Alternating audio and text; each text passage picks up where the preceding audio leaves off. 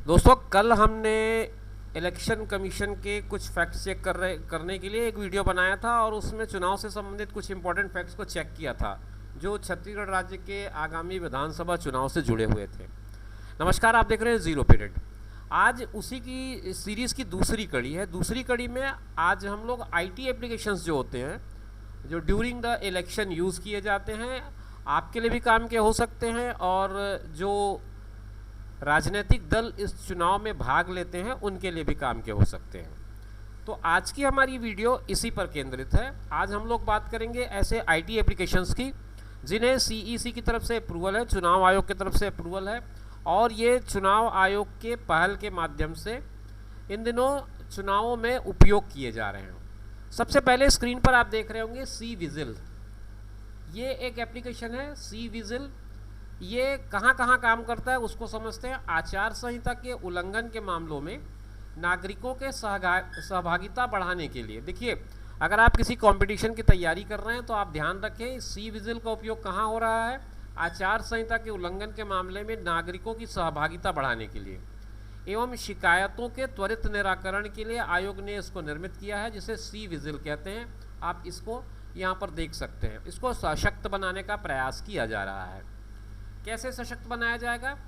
इसमें यह कहा जा रहा है कि जब आम नागरिक आचार संहिता उल्लंघन के मामलों की शिकायत कर सकता है, इसमें लाइव फोटोग्राफ डाल सकता है, वीडियो डाल सकता है, ऑडियो क्लिप डाल सकता है।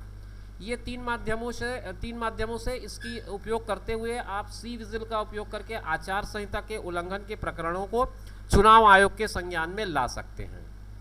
यदि कोई नागरिक राज्य में आचार संहिता उल्लंघन की कोई भी घटना देखता है तो वो सी विजिल एप्लीकेशन का उपयोग करके घटना स्थल की एक फ़ोटो या 2 मिनट की कोई वीडियो या ऑडियो क्लिप बना करके एप्लीकेशन के माध्यम से शिकायत कर सकता है। अब आगे इसमें और ये कहा गया है कि ये शिकायत गुप्त रूप से भी की जा सकती है, ऐप में पंजीकृत होकर की भी की जा सकती है। दोनों तरीके हैं। आप अपना नाम गुप्त भी रख सकते हैं या फिर ऐप में रजिस्टर भी कर सकते हैं। पंजीकृत जो उपयोगकर्ता है उसके रूप में शिकायत करने पर उपयोगकर्ता को शिकायत के निराकरण के बाद इसकी सूचना भी दी जाएगी। ये भी कहा जा रहा है कि अगर आपने शिकायत की है, आप रजिस्टर्ड यूज़र हैं, तो आपको उसका फीडबैक भी मिलेगा, आपको ये सूचना भी मिलेगी कि आपकी शिकायत पे क्या कार्रवाई हुई है। ये जो आप एप्लीकेशन मैंने चर्चा की आपसे सी विजिल का, ये एंड्रॉयड पर और iOS दोनों पर अवेलेबल है। आप दोनों में इसका उपयोग कर सकते हैं और सामान्य मामलों में शिकायतों की कार्रवाई जो है 100 मिनट के भीतर पूरी करने का दावा चुनाव आयोग करता है। दूसरा जो महत्वपूर्ण ऐप है वो है सुविधा, SUVIDHA, सुविधा।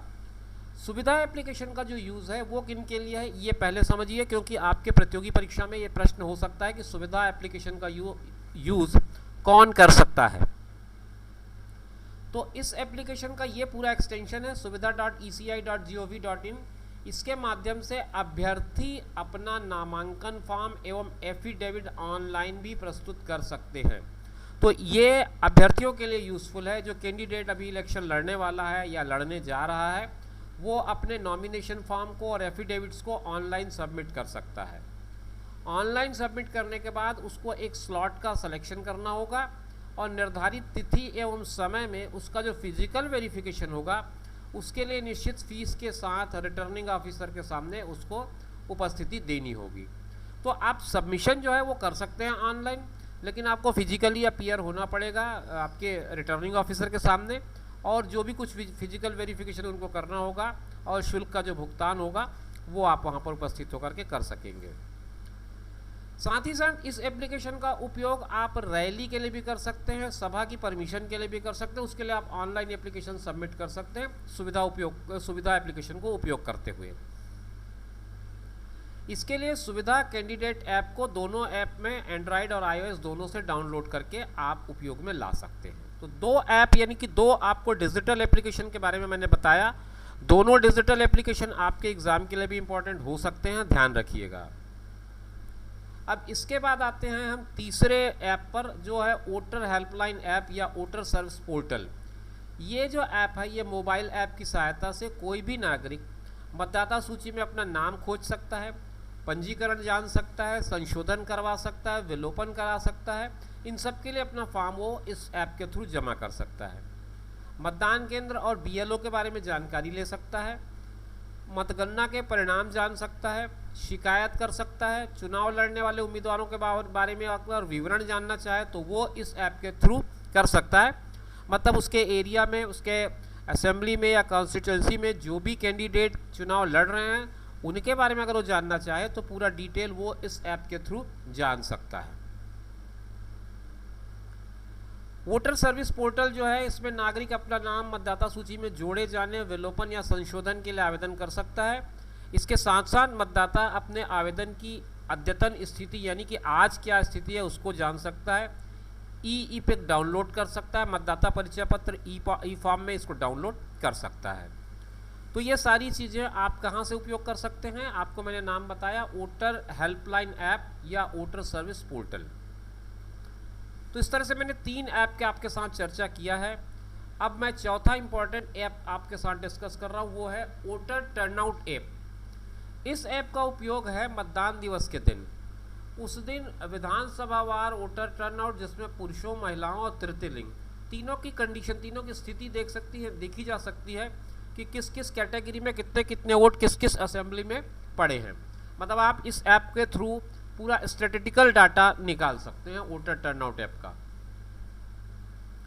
इसके बाद 5वां जो ऐप है वो है NGS, national grievances services portal. इस पोर्टल का उपयोग करके मतदाता अपना मतदाता परिचय पत्र प्राप्त नहीं होना, आवेदन फॉर्म का निराकरण, आचार संहिता का उल्लंघन, ये सारी शिकायतें दर्ज कर सकता है। ये पोर्टल एक तरह से NGS है, मतलब ग्रीवेंसेस एड्रेसल के लिए है। तो आपकी जो भी शिकायत होगी उसको आप इस पोर्टल के थ्रू एड्रेस कर सकते हैं। 6वां और इम्पोर्टेंट ऐप है सक्षम ऐप। ये स्पेशली दिव्यांगजनों के लिए बनाया गया ऐप है और इस ऐप में आप, ये दोनों वर्जन में अवेलेबल है। इसके माध्यम से दिव्यांगजन निर्वाचक नामावली में अपनी दिव्यांगता दर्ज कराने के लिए आवेदन कर सकेंगे और मतदान दिवस के दिन आप व्हील चेयर के लिए रिक्वेस्ट डाल सकते हैं। आप अगर दिव्यांगजन की कैटेगरी में आते हैं तो आप इस सक्षम ऐप का उपयोग करें और यहाँ से आप व्हील चेयर के लिए रिक्वेस्ट डालेंगे तो आप तक व्हील चेयर पहुँचाने का काम इलेक्शन कमीशन करेगी। इसके बाद एक है KYC ऐप। KYC आप अच्छी तरह से जानते हैं, इस टर्म का मतलब क्या होता है, know your candidate. Know your candidate है, नो योर कैंडिडेट ऐप पे आप निर्वाचन में जो भी कैंडिडेट आपके सामने हैं उनकी जानकारी आप प्राप्त कर सकते हैं। यदि अभ्यर्थी का कोई पुराना क्रिमिनल रिकॉर्ड है तो इसकी भी जानकारी इस ऐप में उपलब्ध होगी। आपराधिक रिकॉर्ड अगर है तो वो इस ऐप में आपको मिल जाएगा। इसके बाद 8वां जो ऐप है वो है ESMS। इस एप्लीकेशन से राज्य के 1600 से अधिक स्थैतिक एवं उड़ानदस्ता सभी प्रकार की जब्ती की कार्रवाई कर सकेंगे। ये मतलब एक तरह से क्या कहें हम, फ्लाइंग स्क्वाड जैसा जो डिपार्टमेंट है उसके लिए काम का है। पुलिस विभाग, आयकर विभाग, GST विभाग, इन सबको इसकी ट्रेनिंग दी जा चुकी है। और भी कुछ लिंक हैं जो इसमें जिक्र करते हैं कि आप शपथ पत्र को देख सकते हैं, एफिडेविट के थ्रू आप अपना नाम खोज सकते हैं, इलेक्ट्रल उसमें आप कुछ टोल नंबर्स दिए गए हैं उनका उपयोग कर सकते हैं शिकायतों के लिए, और मुख्य निर्वाचन पदाधिकारी के कार्यालय में इस नंबर पर कॉल भी कर सकते हैं। तो कुल मिलाकर के ये जो वीडियो बनाने का मेरा पर्पज़ ये है कि आप अपनी प्रतियोगी परीक्षा की तैयारी करते समय इन पॉइंट्स को ज़रूर नोट कर लें, क्योंकि करंट अफेयर्स का सेक्शन जो है वो ऐसे क्वेश्चंस में ज़रूर आपको मदद कर सकता है। आपको कुछ ऐप्स के जो मैंने नाम बताए हैं वो कहाँ कहाँ रिलेट करते हैं, क्या क्या उपयोगिता है उनकी, किन किन तरह से आप उसका यूज़ कर पाएंगे, ये सारी जानकारी आपको इस वीडियो के थ्रू मिल गई होगी। उम्मीद करता हूँ कि इस सीरीज़ की दूसरी वीडियो आपके काम की रही होगी और आपने निश्चित रूप से इससे कुछ फ़ायदा लिया होगा। इसी तरह से इन्फॉर्मेटिव वीडियोज़ और नई अपडेट्स के लिए आप हमारे चैनल पर बने रहिए। अगर आपको चैनल अच्छा लग रहा है तो सब्सक्राइब कर सकते हैं, वीडियो अच्छा लग रहा हो तो आप अपने दोस्तों को शेयर कर सकते हैं ताकि उन्हें भी इस बात की जानकारी हो सके। साथ ही आप लगातार चैनल पर अगर देखते रह रहे हैं तो उस पर कमेंट ज़रूर लिखिएगा ताकि हम भी समझ पाएँ कि किस तरह के कंटेंट्स आपके लिए यूज़फुल हो सकते हैं। फिर मिलेंगे आपके साथ नई वीडियो में कुछ नई जानकारियों को लेकर। तब तक के लिए दीजिए इजाज़त। नमस्कार।